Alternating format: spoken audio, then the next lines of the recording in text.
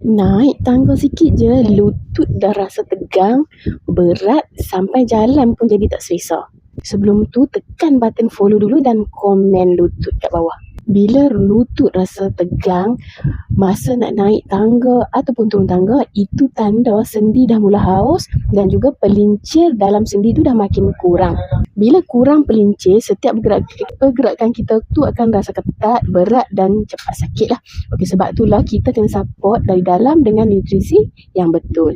Yang pertama ialah omega 3. Dia bantu untuk kurangkan keradangan dalam sendi, dia bantu redakan sakit dan juga bengkak supaya pergerakan lebih selesa. Yang kedua, B-complex yang lengkap dengan semua jenis vitamin B. Dia bantu untuk sistem saraf tu berfungsi dengan baik. Dia bantu kurangkan rasa lenguh dan sokong tenaga badan supaya tak cepat lemah bila nak bergerak. Dan yang ketiga, kalsium.